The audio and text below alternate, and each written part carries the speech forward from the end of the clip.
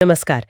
आज हम प्रेमचंद की एक बहुत ही मशहूर और सच कहूं तो झकझोर देने वाली कहानी कफन के कुछ हिस्सों पर बात करेंगे। जी। हमारे पास कहानी के कुछ खास हिस्से हैं जो घीसू और माधव जो बाप बेटे हैं उनकी हालात उनकी सोच उसको दिखाते हैं। बिल्कुल। तो हमारी कोशिश रहेगी कि इन हिस्सों के जरिए कहानी के जो मुख्य बिंदु हैं, पात्र हैं और इसके पीछे जो गहरे सामाजिक संदेश छिपे हैं उनको थोड़ा समझें। हाँ, समझने की कोशिश करते हैं। तो कहानी में यहां तक हुआ है कि माधव की पत्नी बुधिया वो गुजर चुकी है।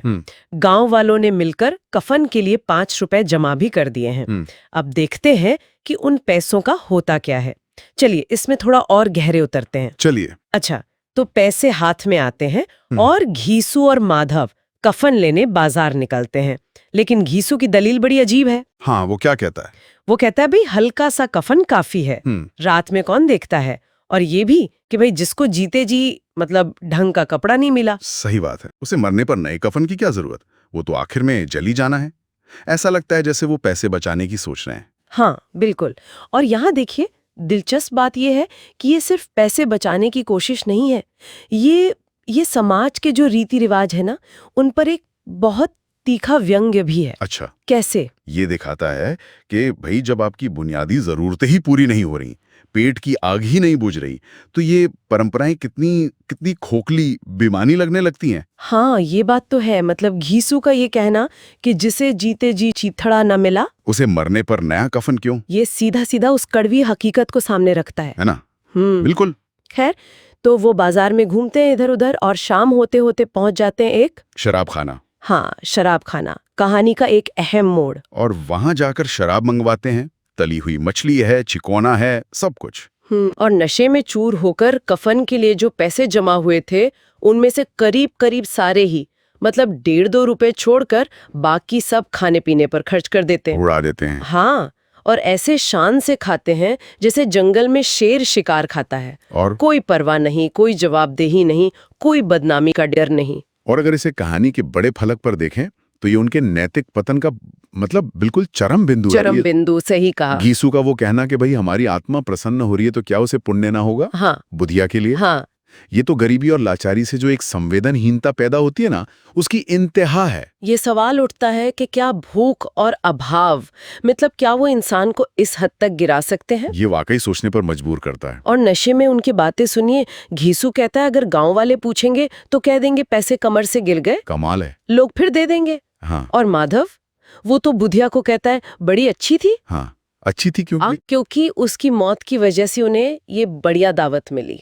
वाह, मतलब मौत का भी जश्न है। और फिर देखिए बाद में माधव बची हुई पूरियां एक भिखारी को दे देता है और उसे देकर बड़ा गौरव महसूस करता है, जैसे कोई अपनी गाड़ी कमाई का दान कर रहा हो। हाँ, वो दान का सुख। जो पैसे असल में कफन के थे उससे दान। किरदारों को अगर देखें, घीसू 60 साल का है जी, कामचोर, चालाक और बिल्कुल भावना शून्य। गरीबी को जैसे उसने अपनी नियति मान लिया, कोई फर्क नहीं पड़ता।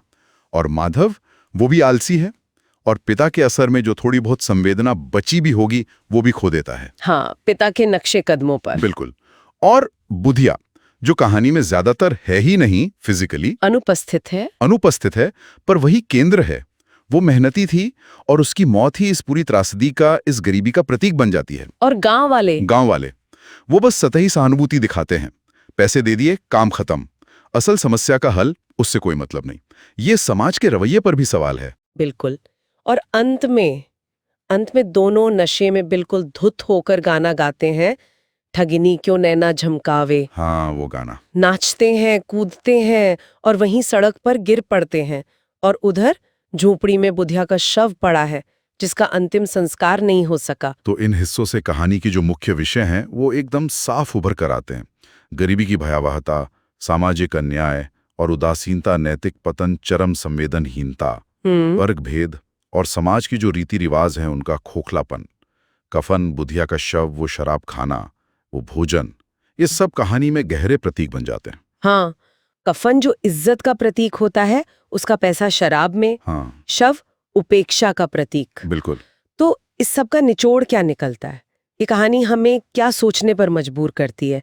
मेरे ख्याल से ये गरीबी की कड़वी सच्चाई तो दिखाती ही है, पर उससे भी ज्यादा ये कि कैसे ये हालात इंसान की संवेदनाओं को मार सकते हैं। हाँ, उसे उदासीन, यहाँ तक कि खुदगर्ज बना सकते हैं। बिल्कुल सही कहा। और अंत में एक सवाल शायद हम छोड़ सकते हैं सोचने के लिए कि घीसू और माधव का जो ये व्यवहार है, क्या इसके लिए सिर्फ वही जिम्मेदार हैं या फिर वो समाज भी उतना ही कसूरवार है जिसने उन्हें इस निराशाजनक स्थिति में, इस हताशा में जीने को मजबूर किया, जहां शायद जिंदा रहने की जरूरतें ही इतनी हावी हो जाती हैं कि बाकी सब कुछ बेमानी हो जाता है।